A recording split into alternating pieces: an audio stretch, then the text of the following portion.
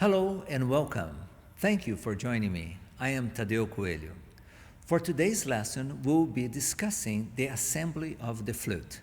Now, this may seem elementary, but if the flute is not assembled properly, you run the risk of damaging the flute over time. The first thing you want to do is to take your flute case out of the bag with both hands and make sure to place it on a flat and clean surface. Be sure that the case is facing upright with the label facing up. If your flute does not have a label, it is likely that the rounded side of the top half of your case is the side up. Once you open the case, verify that the lid is opened completely flat or propped against a wall if it will not lay flat on its own, so that the lid does not accidentally closes on your fingers. Now it is time to assemble the flute. Using your right hand index finger, lift the barrel of the body of the flute and then grab hold of it with your left hand. This is a safe place without keys to pick up the flute and hold it securely. Next, you grab the foot joint, lift it up, and put your thumb on the C-sharp key, and your other fingers should go into the cups of the other keys. Placing your thumb on the C-sharp key, insert slightly into the bottom of the flute, twist in one direction and push in until it goes no farther.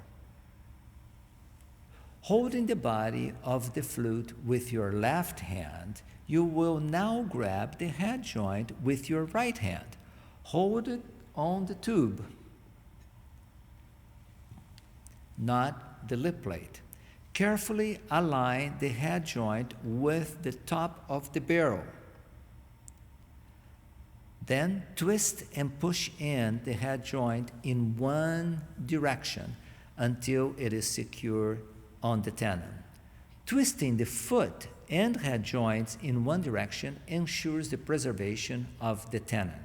For the alignment of the head joint, the best way is to look and see if the embouchure hole in the lip plate is lined up with the first few keys of the body of the flute.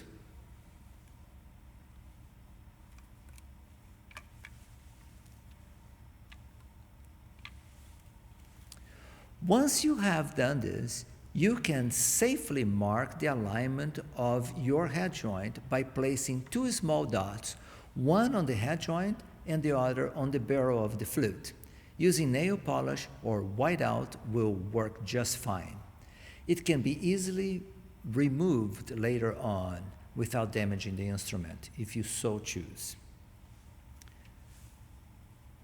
The idea for the alignment for the two dots is so next time you don't have to look at the embouchure hole or the keys, and the two dots will show the alignment of the instrument. For the alignment of the foot joint, you'll be using the rod of the keys on the foot joint as a reference.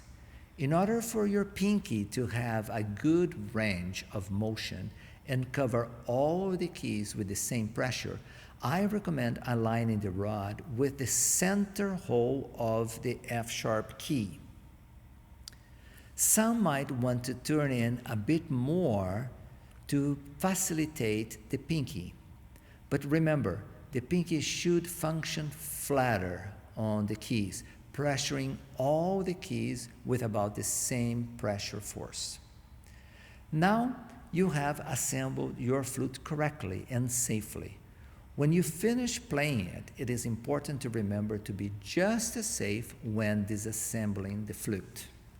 Be sure not to grab any of the rods or keys and twist it in one direction when removing the foot and head joint. Place each piece back in the case one at a time, beginning with the foot joint, then the head joint.